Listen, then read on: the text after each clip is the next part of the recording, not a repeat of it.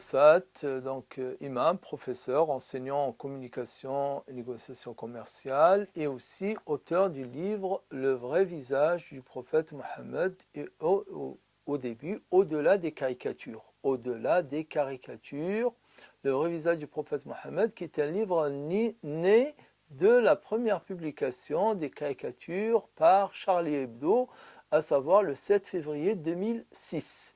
Et vous remarquerez en haut de ce livre, il est écrit un livre pour l'ouverture et le dialogue.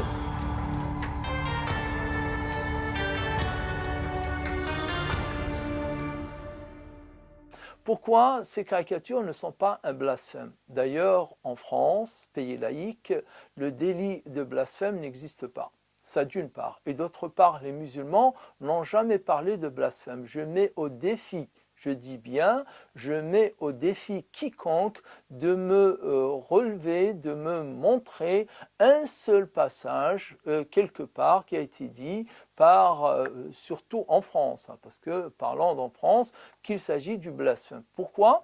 Pour la simple raison que ceux qui ont publié ces caricatures, ceux qui les ont dessinées, ne sont pas eux-mêmes des musulmans. Ils ne sont pas tenus par cette religion. Donc les musulmans n'ont jamais parlé de blasphème. Et cette idée de blasphème est un mensonge. Blasphème qui veut, d'accord? On le redit encore, blasphème qui veut, ça ne nous touche pas.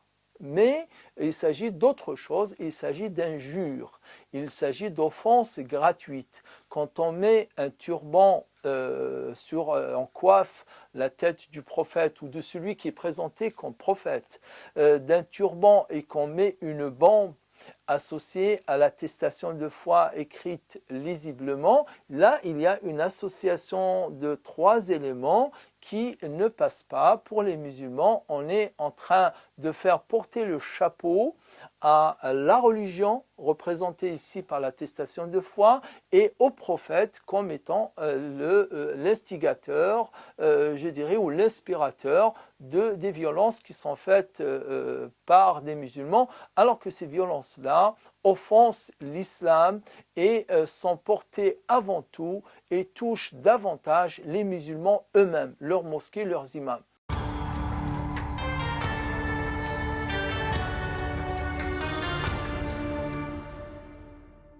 Le débat est ailleurs. Les chiites, dans la culture chiite, ils représentent le prophète depuis des siècles et des siècles. Hein, d'accord? Représenter graphiquement, scripturalement le prophète n'est pas le sujet ici, loin de là.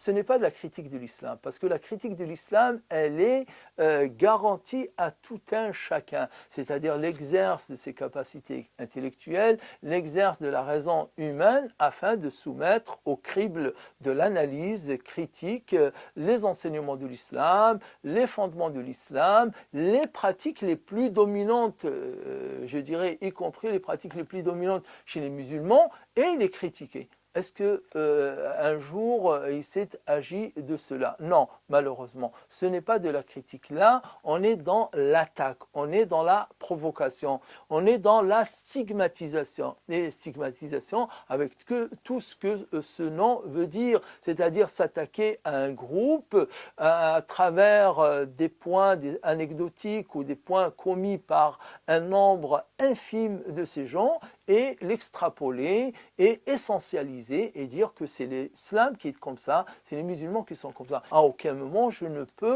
me suis, je dirais, autorisé, ni un autre musulman ne s'est autorisé à dire à quiconque, et en premier lieu aux dessinateurs, aux journalistes de Charlie Hebdo, ne critiquez pas l'islam ou ne critiquez pas les musulmans, non.